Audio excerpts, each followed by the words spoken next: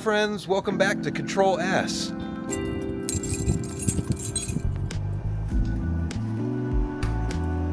Well, welcome back to my classroom. Since I came in the back way, I thought I'd show you what's in here. This is what I'm turning into. This is actually just an old storage room. I'm turning it into a makerspace. Let me flip the camera around.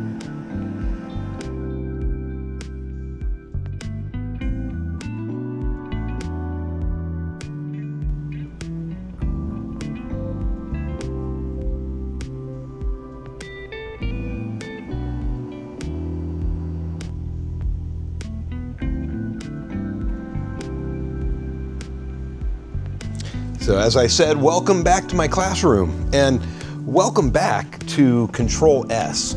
So this video series is a behind the scenes look at how I build and run my high school graphic design program here at El Dorado High School. Today we're planning for day 2. We'll talk about activities, discussions, and lectures and what each class needs at this stage in time. It's very early. But we will talk about what each class needs. And right from the very start, my classes, they all start moving in different directions, and that's by design, but in the end, they all kind of converge and come together because what I've tried to do is create a clear progression of classes from digital design to visual communications to the advanced and honors graphic design class. So the way I like to think about it is that we're not just teaching the software, we are kind of guiding and molding our students to become professional designers and to work and to think like professional. So before I go any further, I would like to introduce you to a tool that I'm using that helps me maintain order throughout the year. All of this planning is great, but if we get lost, then it's it would be all for nothing, right? So if you haven't seen it before, I highly recommend going to Padlet.com. That's Padlet.com.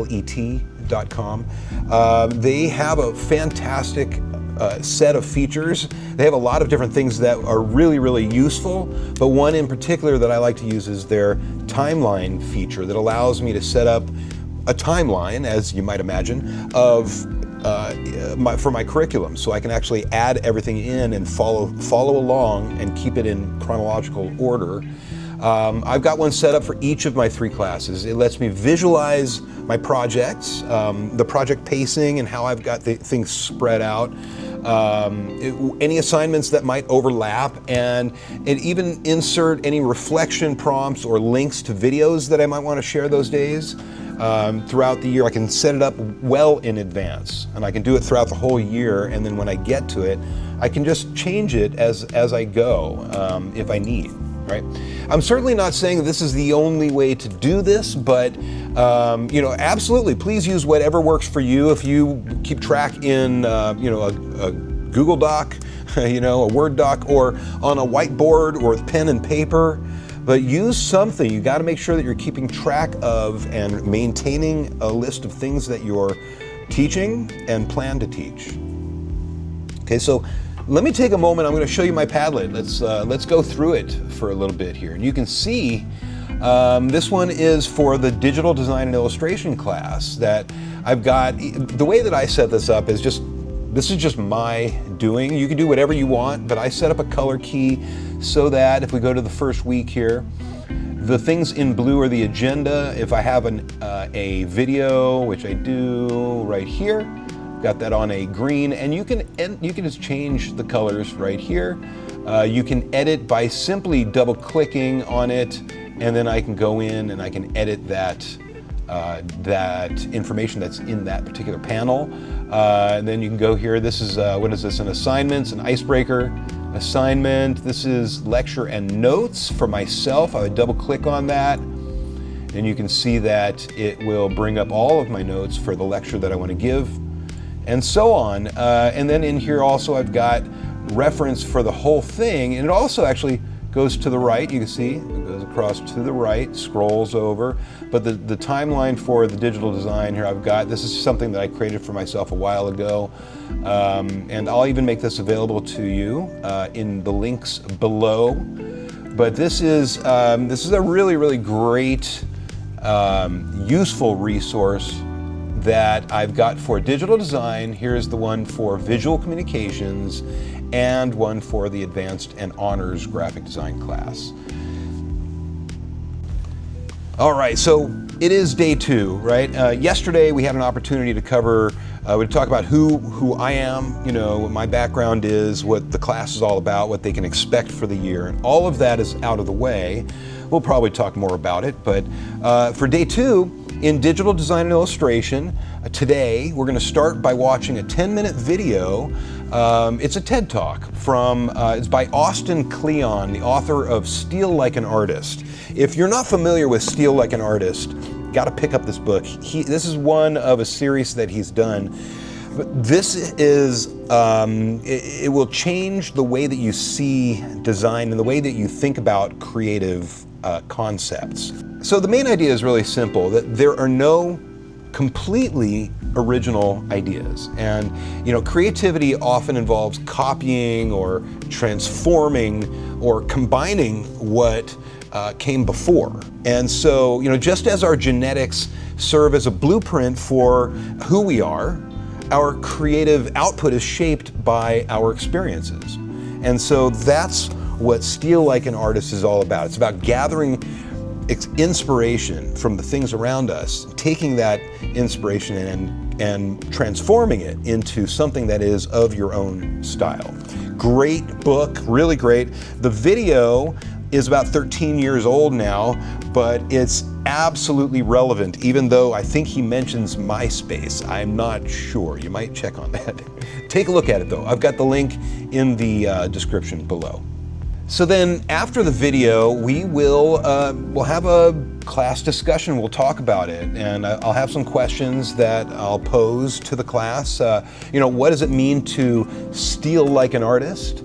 Can copying something ever be part of the creative process?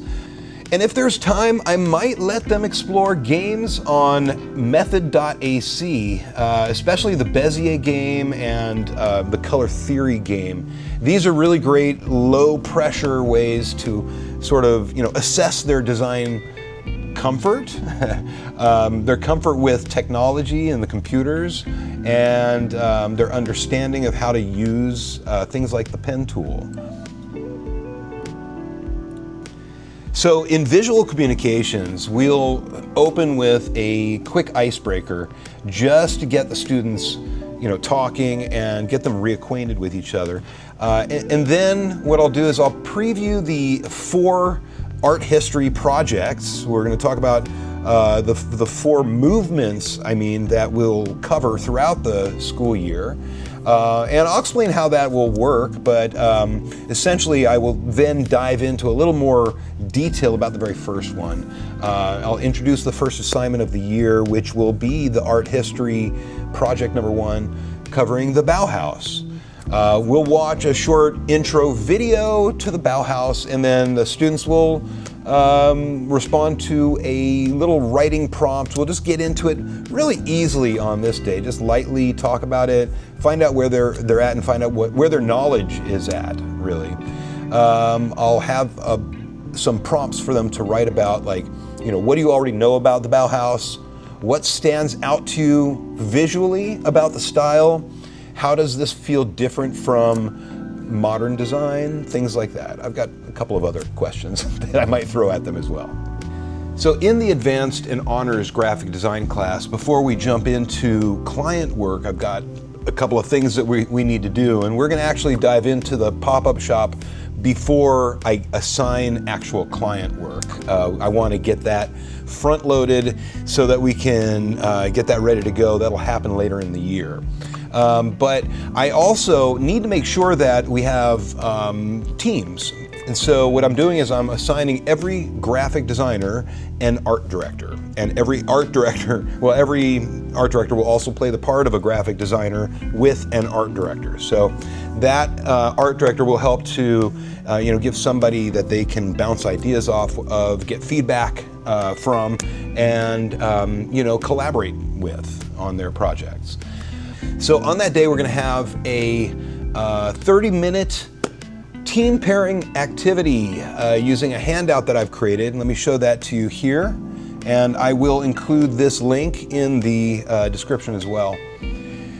So each student basically will meet with several classmates in quick interview rounds, like 5-minute rounds, and they'll take private notes on each other on questions like, what kind of design work do you enjoy most? How do you handle deadlines? Are you early, steady pace, or last minute, or that sort of thing?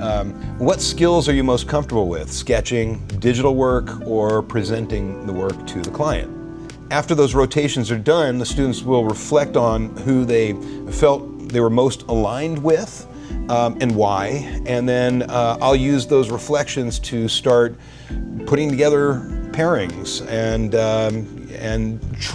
duos and trios. We'll see, how many students I actually have to work with. I like to only have them be pairs of, teams of 2 rather than 3, but I'm flexible.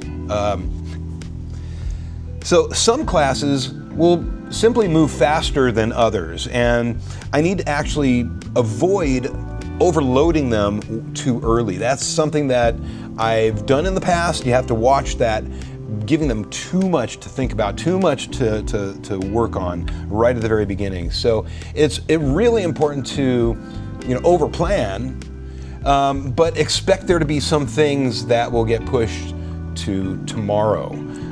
In fact, our entire plan may have to be pushed and pulled for one reason or another. So it's very important to stay flexible, and that would be my advice. So coming up tomorrow on CTRL+S, in digital design, we're going to continue the basics, the fundamentals by talking about digital file formats like JPEG, GIF, PSD, PDF, and all of those, right? We'll talk about resolution, meaning screen resolution versus print resolution. We'll talk about vector versus raster. I'll also preview the pen tool exercise, which is one of a series of 8 that I've got planned, and I'll give a quick demo about how to do that. For visual communications, my students will continue working on their Bauhaus research and begin mood board development, and I'll introduce them to color theory, and then we'll have a quick color theory pop quiz. They should have this stuff already in their knowledge base. We'll see. In the advanced and honors graphic design, the teams will continue forming. Hopefully by that time I'll have solidified partners, and we'll shift into the pop-up shop brainstorming. We'll start to map out the merchandise ideas, branding concepts, and booth layout plans. So that's what I have planned for tomorrow. Thank you for joining me once again on CTRL+S. See you tomorrow. I'm not just a graphic designer and a high school teacher. I am also an author. I wrote a book called The Dragon Codex, Quest for the Relics of Design. This is a great story about 3 young dragons who have to learn graphic design to save the world from creative destruction. It's a book for young adults, and it's a story about family, it's a story about friendships, and a story about finding your place in the world. Pick up a copy today. I know you'll love it.